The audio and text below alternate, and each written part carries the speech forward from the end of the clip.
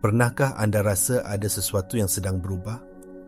Satu perasaan gelisah yang kolektif, seolah-olah kita semua sedang menahan nafas, menunggu sesuatu yang tidak dapat kita namakan. Anda tidak bersendirian. Tenaga ini, momentum yang telah lama terbina di sebalik tabir, kini sedang memuncak. Kita sedang menghampiri satu ambang energetik yang simbolik, satu titik penentukuran semula realiti pada 31 Oktober. Ini bukanlah tentang kepercayaan karut atau ketakutan, tetapi tentang memahami getaran alam semesta.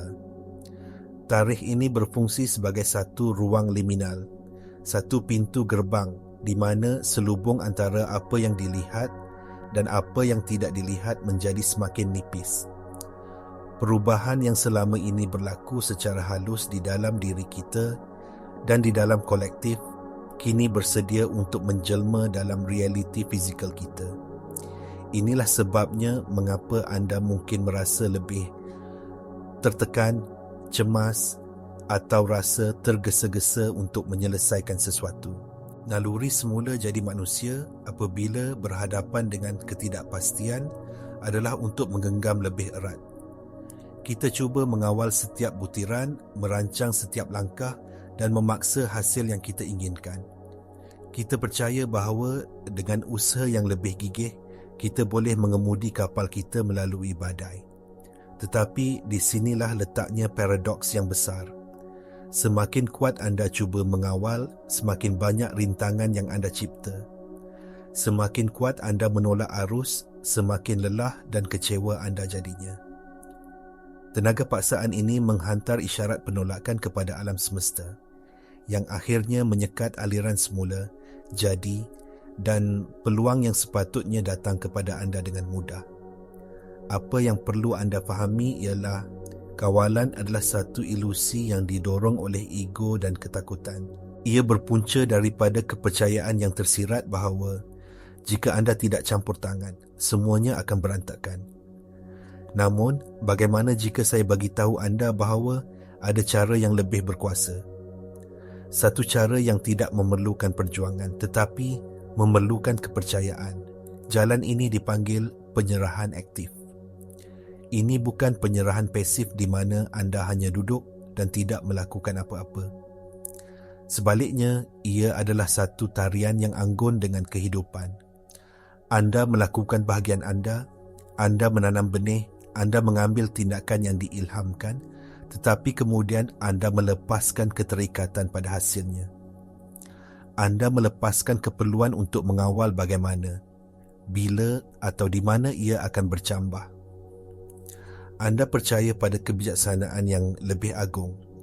Kecerdasan semula jadi alam semesta yang mengatur pergerakan planet dan degupan jantung anda tanpa sebarang usaha daripada anda.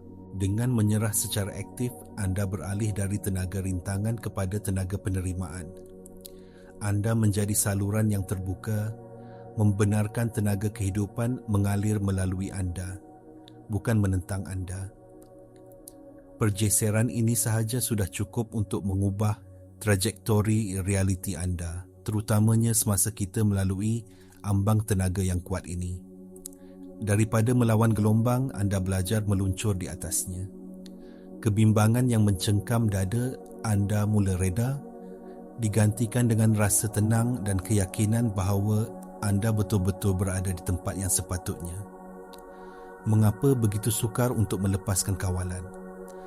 Jawapannya terletak jauh di dalam sistem operasi kita, di dalam minda separa sedar.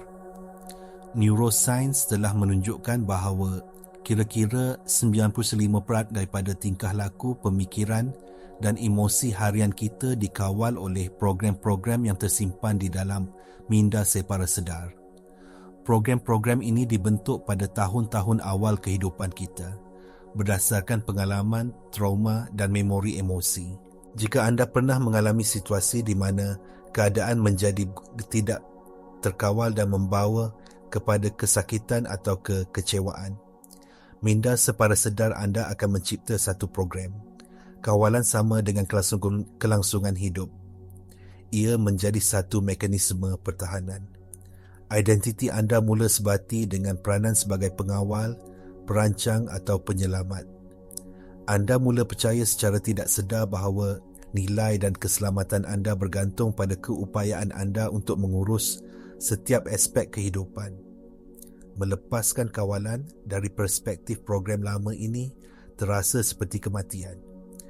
Ia mencetuskan tindak balas ketakutan dalam sistem saraf anda kerana ia mengancam identiti yang telah anda bina. Anda bukan sekadar melepaskan satu tabiat. Anda sedang meminta diri anda untuk melepaskan sebahagian daripada siapa anda fikir anda. Inilah sebabnya mengapa pengetahuan intelek sahaja tidak mencukupi. Anda boleh membaca semua buku tentang kepercayaan, tetapi jika program separa sedar anda masih berjalan pada mod kawalan, anda akan sentiasa kembali kepada corak lama apabila tekanan melanda. Cabarannya bukan pada kemahuan anda, tetapi pada pendawaian dalaman anda. Untuk benar-benar berubah, kita perlu berkomunikasi dengan minda separa sedar dalam bahasanya, iaitu bahasa perasaan dan pengulangan. Di sinilah sains kuantum bertemu dengan kerohanian kuno. Fizik kuantum, terutamanya melalui eksperimen celah ganda, telah membuktikan satu kebenaran yang mendalam. Kesedaran bukanlah pemerhati pasif realiti. Ia adalah peserta aktif. Tenaga bertindak balas terhadap perhatian. Di mana anda meletakkan fokus anda, di situ tenaga mengalir. Ini dikenali sebagai kesan pemerhati. Apabila anda mendekati ketidakpastian dengan frekuensi kebimbangan dan keperluan untuk mengawal, anda secara literal sedang mengarahkan medan kuantum untuk memanifestasikan lebih banyak situasi yang sepadan dengan getaran itu. Anda sedang memberitahu alam semesta, saya tidak percaya, saya takut, saya perlu berjuang. Dan alam semesta yang tidak menghakimi akan memberikan anda pengalaman yang mengesahkan kepercayaan itu. Sebaliknya, apabila anda secara sedar memilih untuk beralih kepada kepercayaan dan penyerahan, anda menukar frekuensi getaran tenaga anda. Anda menghantar isyarat yang berbeza. Anda memberitahu alam semesta, saya terbuka, saya percaya, saya bersedia untuk menerima yang terbaik untuk saya.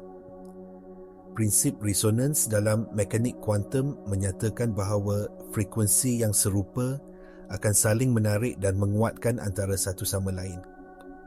Dengan menyelaraskan tenaga anda dengan kepercayaan, anda mula beresonans dengan kemungkinan dan hasil yang juga bergetar pada frekuensi yang sama. Oleh itu, kita memerlukan satu amalan fizikal untuk memitas minda analitikal dan memprogram semula badan emosi kita. Satu cara untuk mengubah getaran anda dari dalam keluar. Ambil tindakan ini sekarang. Hentikan apa yang anda lakukan dan letakkan satu tangan di atas jantung anda dan satu lagi di atas perut anda.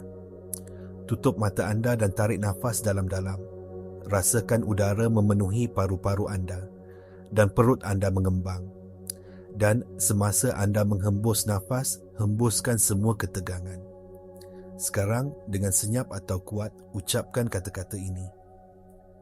Saya lepaskan kawalan dan saya percaya pada proses ini. Ulangi beberapa kali. Rasakan getaran kata-kata ini di dalam badan anda. Amalan mudah ini apabila diulang beberapa kali sehari adalah satu bentuk pengatur caraan semula, neurolinguistik dan somatik. Anda sedang menenangkan sistem saraf anda, memberitahunya bahawa ia selamat untuk melepaskan cengkaman. Anda sedang mencipta satu laluan saraf baru dari ketakutan kepada kepercayaan. Anda secara aktif mengubah tanda tangan tenaga anda, menjadikannya magnet untuk hasil yang harmoni. Mari kita mendalami konsep ini dengan lebih jauh lagi. Realiti bukanlah satu entiti yang padu dan tetap. Menurut fizik kuantum, ia adalah lautan tenaga dan maklumat yang tidak terhingga. Satu medan kemungkinan yang sentiasa berubah. Apa yang kita alami sebagai realiti fizikal hanyalah keruntuhan gelombang kemungkinan ini menjadi satu zarah pengalaman. Dan pemangkin untuk keruntuhan ini adalah kesedaran pemerhati, iaitu anda. Ini bermakna pada setiap saat terdapat versi realiti yang tidak terhingga wujud serentak. Terdapat versi di mana anda berjaya dan versi di mana anda gagal. Terdapat versi di mana anda tenang dan versi di mana anda cemas. Pilihan yang anda buat dari segi fokus dan keadaan emosi anda menentukan versi realiti yang akan anda alami. Apabila anda terperangkap dalam mod kawalan, anda secara tidak sedar mengecilkan medan pandangan anda. Anda hanya dapat melihat kemungkinan-kemungkinan yang selaras dengan ketakutan anda dan anda terlepas pandang spektrum penyelesaian dan peluang yang lebih luas. Ini membawa kita kepada satu lagi aspek penting. Bagaimana untuk mentafsir isyarat daripada sistem? Kehidupan sentiasa berkomunikasi dengan kita melalui bisikan halus. Perkara seperti synchronicity, iaitu kebetulan yang sangat bermakna, gerak hati atau bahkan penangguhan yang tidak dijangka, bukanlah peristiwa rawak. Ia adalah maklum balas pintar daripada sistem. Namun, apabila minda anda dipenuhi dengan kebisingan, kebimbangan dan ketidaksabaran, anda tidak dapat mendengar bisikan ini. Anda mungkin menolak satu gerak hati sebagai tidak logik atau menganggap penangguhan sebagai satu kegagalan. Anda perlu faham, penangguhan selalunya merupakan mekanisme penyegerakan. Alam semesta mungkin sedang melambatkan anda kerana masa belum tepat. Mungkin ada elemen lain yang perlu diselaraskan terlebih dahulu untuk memastikan kejayaan anda. Mungkin ia melindungi anda daripada sesuatu yang tidak dapat anda lihat. Jika anda meneruskan dengan paksa, anda mungkin akan melanggar arus dan mencipta lebih banyak kesukaran. Ketidaksabaran adalah satu bentuk ketidakpercayaan. Ia memberitahu alam semesta bahawa anda tahu lebih baik daripadanya. Sebaliknya, apabila anda berada dalam keadaan penyerahan aktif, anda menjadi lebih peka. Anda mula melihat corak.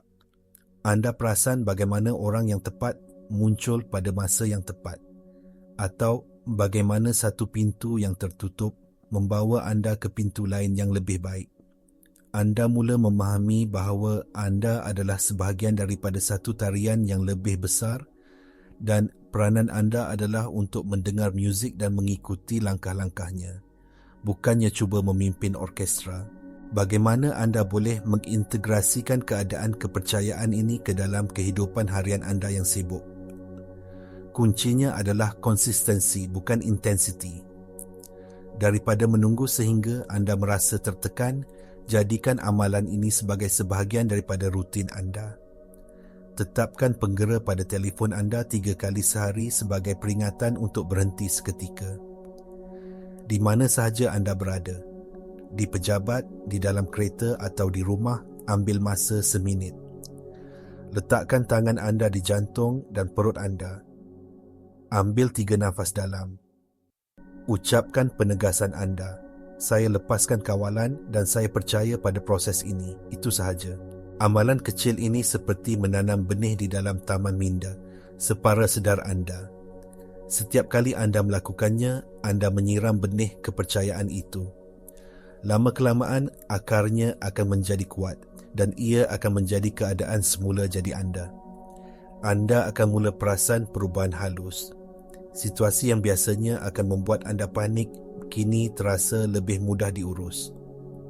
Anda akan mendapati diri anda lebih tenang dalam menghadapi ketidakpastian. Anda akan lebih mudah menerima apabila sesuatu tidak berjalan seperti yang dirancang, mempercayai bahawa ada rancangan yang lebih baik sedang berlaku. Ini adalah proses membina koheren antara jantung dan otak. Apabila jantung dan otak anda berada dalam keadaan koheren, sistem dalaman anda menjadi harmoni. Gelombang otak anda, degupan jantung anda dan sistem saraf anda semuanya berfungsi secara serentak. Keadaan koheren ini bukan sahaja membuatkan anda berasa baik, ia juga menguatkan medan elektromagnet anda. Medan ini adalah cara anda berkomunikasi dengan medan kuantum. Semakin koheren medan anda, Semakin jelas isyarat yang anda hantar dan semakin cepat alam semesta dapat bertindak balas. Saya ingin menjemput anda untuk berkongsi pengalaman anda. Selepas mengamalkan latihan ini selama beberapa hari, kembali ke video ini dan tinggalkan komen. Apakah yang anda perhatikan? Adakah anda merasa lebih tenang? Adakah anda melihat sebarang synchronicity? Dengan berkongsi, anda bukan sahaja mengukuhkan perubahan dalam diri anda, tetapi anda juga memberi inspirasi kepada orang lain dalam komuniti ini. Sudah tentu perjalanan ini tidak selalunya lancar. Akan ada hari-hari di mana keraguan datang kembali. Minda ego anda yang terbiasa dengan kawalan akan cuba meyakinkan anda bahawa penyerahan ini adalah naif ataupun berbahaya. Ia akan membisikkan senario terburuk dan mendesak anda untuk mengambil alih semula. Apabila ini berlaku, jangan melawan atau menghukum diri sendiri. Fahami bahawa ini adalah sebahagian daripada proses penyahprograman. Minda lama anda sedang berjuang untuk terus hidup. Apabila keraguan muncul, akui ia tanpa pertimbangan. Katakan, saya nampak awak ketakutan. Terima kasih kerana cuba melindungi saya. Tetapi saya memilih jalan yang berbeza sekarang. Kemudian, kembali kepada amalan anda.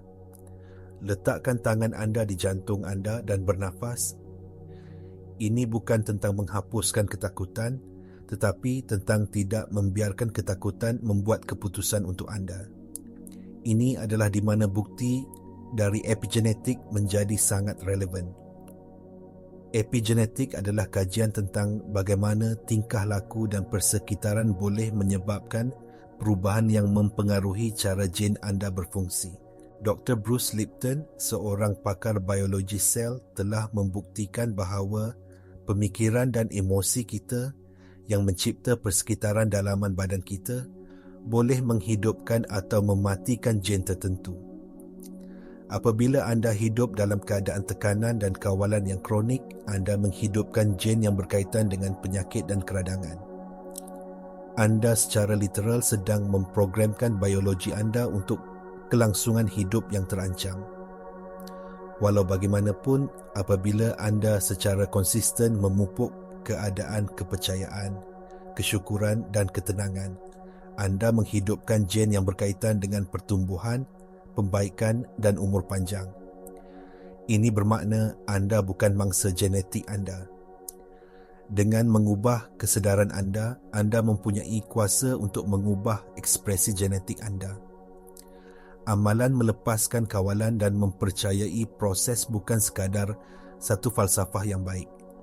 Ia adalah satu preskripsi biologi untuk kesihatan dan kesejahteraan. Setiap kali anda memilih kepercayaan berbanding ketakutan, anda sedang menghantar isyarat penyembuhan kepada setiap sel dalam badan anda. Anda sedang menulis semula bukan sahaja naratif hidup anda, tetapi juga manual operasi biologi anda. Jadi, semasa kita berdiri di ambang 31 Oktober ini, ingatlah bahawa anda mempunyai pilihan. Anda boleh melihat ambang ini dengan ketakutan, menggenggam lebih erat dan cuba menahan perubahan yang tidak dapat dielakkan. Atau, anda boleh melihatnya sebagai satu jemputan. Jemputan untuk melepaskan apa yang tidak lagi berkhidmat untuk anda. Jemputan untuk melangkah ke dalam kuasa sebenar anda yang tidak terletak pada kawalan tetapi pada kepercayaan. Kuasa ini datang dari pemahaman mendalam bahawa anda adalah sebahagian daripada sesuatu yang jauh lebih besar dan lebih bijak daripada minda ego anda. Falsafah Vedanta kuno bercakap tentang lila atau permainan ilahi. Ia mencadangkan bahawa seluruh alam semesta adalah satu permainan kosmik dan kita adalah para pelakonnya. Apabila kita terlalu terikat pada peranan kita dan cuba mengawal skrip, kita menderita. Tetapi apabila kita ingat bahawa ini semua adalah permainan, kita boleh mula bermain dengan rasa ringan dan gembira. Penyerahan aktif adalah kemahiran untuk bermain permainan ini dengan baik. Ia adalah tentang mempercayai pengarah alam semesta, mengetahui bahawa walaupun plotnya kelihatan rumit atau menakutkan pada masa-masa tertentu, ia sentiasa menuju ke arah resolusi yang indah. Pintu gerbang tenaga ini adalah satu peluang untuk menulis semula kontrak anda dengan kehidupan. Daripada kontrak yang berdasarkan perjuangan dan ketakutan kepada kontrak yang berdasarkan kerjasama dan kepercayaan. Ia adalah peluang untuk beralih daripada melihat diri anda sebagai mangsa, keadaan kepada menyedari diri anda sebagai pencipta bersama realiti anda. Latihan yang saya kongsikan bukan sekadar teknik. Ia adalah satu komitmen. Komitmen kepada diri anda yang lebih tinggi. Komitmen untuk hidup dari hati, bukan dari kepala. Komitmen untuk mengingati kebenaran asas kewujudan anda, bahawa anda disayangi, anda disokong dan semuanya sentiasa berjalan untuk kebaikan tertinggi anda. Ambil komitmen ini dengan serius, terutamanya dalam beberapa minggu akan datang. Jadikan ia sauh anda dalam lautan perubahan. Dan saksikan bagaimana realiti anda mula berubah, bentuk di sekeliling keadaan dalaman anda yang baru. Anda akan terkejut dengan betapa mudahnya kehidupan mengalir apabila anda berhenti berenang, menentang arusnya,